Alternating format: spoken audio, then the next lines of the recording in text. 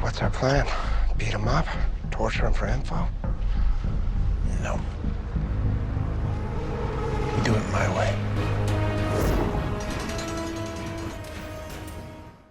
Hey everybody, it's Charlie. This is going to be my Arrow Episode 2 Longbow Hunters video. I'll also talk about the epic crossover teaser that Stephen Amell dropped with John Wesley Shipp wearing the 90s classic version of his Barry Allen Flash suit. Careful for spoilers from the Arrow episode if you haven't seen it yet. There's a new round of the Flash Ring giveaway. All you have to do to enter is be a subscriber and leave a DC-related comment on the video.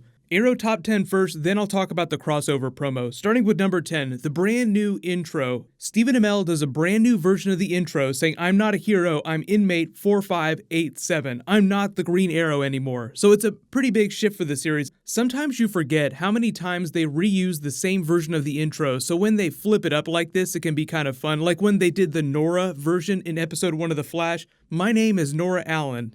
9, they intro the Longbow Hunters with a heist of them stealing Argus tech. Because Diaz is the New 52 version of Richard Dragon and his team was the Longbow Hunters, they're kind of doing a version of that, but they're only doing a couple of the characters. So they're doing Red Dart, this guy is Kodiak, then this person is a new character called Silencer. Guess what her power is? She's the one that nullifies the sound within that field around herself, which they did do a good job of paying off towards the end of the episode during the double Canary Cry fight. We'll talk more about the Longbow Hunters later this season, because I'm not really sure what their arc is going to be, if they're going to be taking them down earlier or if they're going to last into the back half of the season, because the way they set them up at the end of Season 6 is they were supposed to be this crazy League of Assassins level team that was almost untouchable. They didn't quite come across that way during the episode. And like Red Dart, for instance, by the end of the episode reminded me of Baroness from the G.I. Joe movies. Remember those awful movies? She's like the Hot Topic version of Baroness, so that's all I could think about when Red Dart was wearing those red glasses at the end. I was like, oh my god, this is right out of a G.I. Joe movie. So hopefully those characters get better by the end of the season, but they were just trying to steal that prototype weapon that Team Arrow was able to get back by the end of the episode with Diggle and Argus. 8, we get our first really big Black Siren scene of the season. She references Jerry Conway. She says the Conway case. Jerry Conway has just created a whole bunch of DC characters. But the funny thing about this, though, is that they may be including an Easter egg within an Easter egg, because they actually had a character on the show named Jerry Conway that was Felicity's assistant when she was still running Palmer Tech. But the whole thing that they set up for her during the season is that she's trying to get justice for Quentin, so because she's Black Siren, but she's also the DA, she can't go rogue. That was a big thing for all the characters in the episode. Like Diggle is working at Argus, so he has to play by the rules, but Felicity wants to get Diaz, so she breaks all the rules, so Black Siren was kind of doing the same thing. I did like the energy between Black Canary and Black Siren. I don't think they're going to be total bitches to each other all season, but remember, the whole thing is that Black Canary's lover, Vigilante, was killed by Black Siren. They kind of made nice by the end of the episode, but the full culmination of their arc will be Black Canary forgiving her for killing Vince. 7, the joke about Oliver joining Brick's gang. So he needs information on Diaz from them, but they force him to take out one of the guards that's been hounding him since he got there.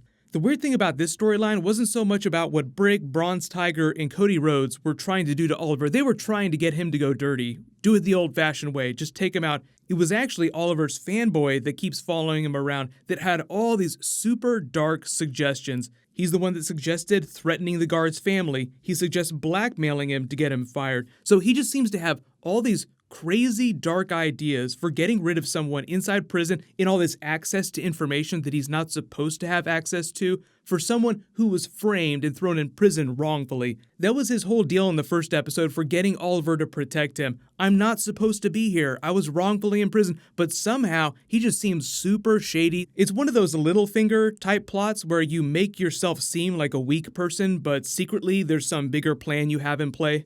6, Old Roy and William talk it out. We learn some details about what else is going on in the future. Felicity and Oliver, in the future, just left William on his own. They don't say that they're dead, they imply that Felicity is still alive. No idea about Oliver, but we learn that Felicity purposefully sent William to Lian Yu using the Hosen to find Roy. William's been very active as an adult. He says he spent over $1 billion trying to develop affordable magnetic levitation. So either he's a genius in the future too, or Oliver gets some of his money back, or Felicity's company, Smoke Technologies, becomes a really rich company that allows him to spend that kind of money trying to develop cutting-edge technology. 5. Double Canaries versus that Longbow Hunter Silencer. It was a cool takedown. I like the idea behind the fight, but I thought that number 4, Diggle's fight against Diaz, was a little bit better with the flamethrower on the train. Just a little more tactile, a little bit more down and dirty, and you care a lot more about the two characters that are fighting. Like, you care about Black Siren and Black Canary, but I don't really care about this Silencer character that they're fighting, so it didn't feel quite as epic as Diggle's fight on the train.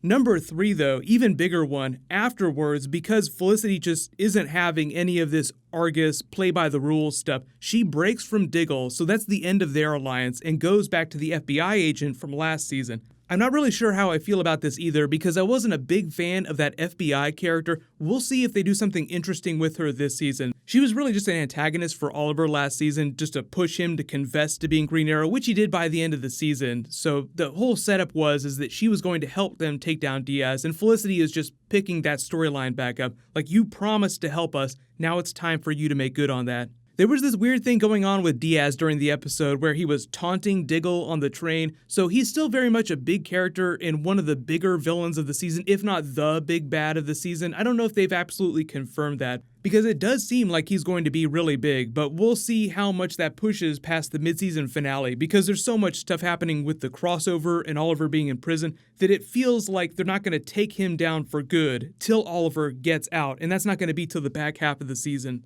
2. Old Roy and William dig up one of the graves on Lian Yu. Surprise, turns out it's Oliver's bow with a message hidden inside. And of course, he burns it right away without letting us look at it or William. I love William's reaction. Hey, what are you doing there? In that deep sigh that Roy gives out, like, oh, Jesus, now I gotta go back to Star City. The thing about Roy, and one of the reasons why I think that it is him here, the mystery Green Arrow that we've been seeing all season, is because when he sees the bow inside that box, he kind of knows where the note is headed before he ever reads it. Early theory is that what's going on is that Roy went to Lian Yu to get away because he is the secret Green Arrow here. It ended very badly in our present-day timeline. In the aftermath of whatever went wrong, he went off to Lian Yu to be by himself and look for answers. Like, he makes the joke to William, you're not going to find any answers here, as if he's been trying to find answers this whole time. The next time we flash forward, I think it's implied that we'll be in future Star City, so it'll make a little more sense, and we'll see some of the other characters from the future, like maybe an older version of Felicity, and she'll explain a little bit more about why it is they needed to come back.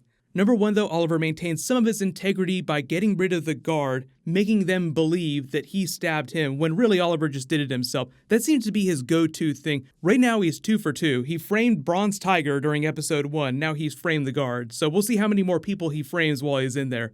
Let me know in the comments, though, what did you think of the Longbow Hunters and the way they're setting up some of these arcs, and why Roy is going back to Star City? But crossover promo, we gotta freak out about this. John Wesley Shipp in the classic 90s version of his Barry Allen costume, making me wonder if during this crossover, because it's Elseworlds and we'll see other versions of the characters, if we're seeing him play Barry Allen from another Earth who just grew up wearing a costume like this. Remember the multiverse teaser that we got way back during season 2 when they were going to Earth 2 for the first time? You get a teaser flash of John Wesley Shipp in his 90s Barry Allen costume, and it's not Jay Garrick, it's a version of Barry Allen from another Earth that just looks like John Wesley Shipp, but it's probably one of the most nostalgic things that they've ever done. So you have Stephen Amell in a Flash costume, you have John Wesley Shipp in the 90s Flash costume, and obviously Grant Gustin wearing the Green Arrow costume. We got that new Flash episode posting tomorrow. I'll do my video after it airs. Leave all your video requests in the comments below. There's just a whole bunch of stuff happening this week, so it's going to be crazy. Click here for the new Flash trailer, and click here to learn about mutants inside the MCU before Avengers 4. Thank you so much for watching. Everybody stay awesome. I'll see you guys tonight.